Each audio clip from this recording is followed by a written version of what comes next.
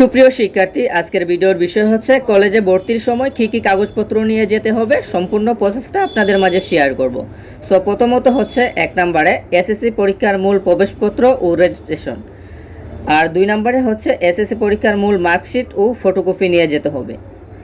3 নম্বরে হচ্ছে অনলাইন জন্ম নিবন্ধনের ফটোকপি নিয়ে যেতে হবে, অর্থাৎ অফলাইন হলে হবে না, আপনার জন্ম নিবন্ধনটা অনলাইন হতে হবে।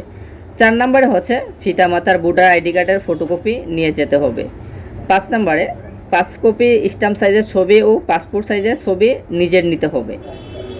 6 নম্বরে পিতামাতার পাসপোর্ট সাইজের ছবি ও স্ট্যাম্প সাইজের ছবি নিয়ে যেতে হবে। 7 নম্বরে হচ্ছে স্কুল থেকে নেওয়া প্রশংসাপত্রের ফটোকপি ও কোটা সনদ। তো এটা আমি বলি, স্কুলের থেকে আপনার প্রশংসাপত্র অবশ্যই নেবেন।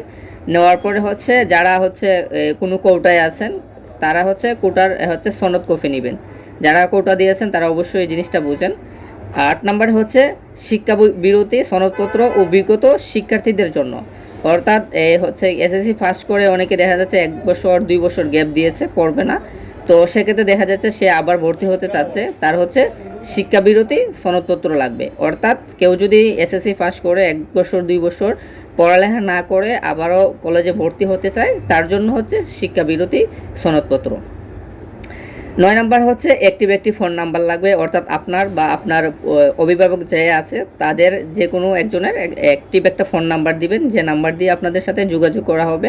পরবর্তীতে কলেজের যে কোনো বিষয়ে আসো SMS, আপনার সম্পূর্ণ প্রসেসটাই ওই নাম্বারে আপনার শেয়ার করা হবে আর কি। সো ওই অ্যাক্টিভ নাম্বার দিবেন, তাহলে আপনার পরবর্তীতে কলেজ থেকে কোনো প্রবলেম হলে আর হচ্ছে গিয়া কোনো প্রয়োজনীয় কাগজপত্র লাগে সেই নাম্বারে তারা যোগাযোগ করবে। তো আশা করি বিষয়গুলো বোঝাতে পেরেছি। তারপরে বলে কলেজের ভর্তি কবে, বলে কলেজের ভর্তি হচ্ছে 15 তারিখ থেকে 25 তারিখ পর্যন্ত, অর্থাৎ সামনে মাসে 15 তারিখ থেকে 25 তারিখ পর্যন্ত।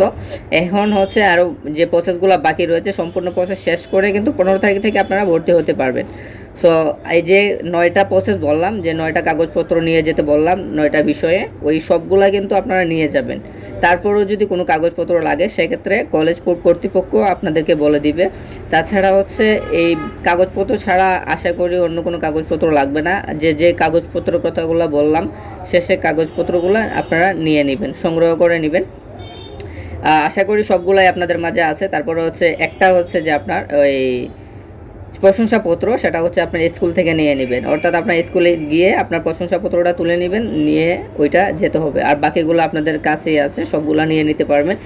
বিশেষ করে জন্ম নিবন্ধনটা অনলাইন নিতে হবে। তো শিক্ষা বিষয়ে যে কোনো ভিডিও পেতে সবার আগে আমার চ্যানেলটা সাবস্ক্রাইব ও পেজটা ফলো দিয়ে রাখেন। তো ধন্যবাদ, ভালো থাকেন, সুস্থ থাকেন, দেখা হবে অন্য কোনো নতুন ভিডিওতে।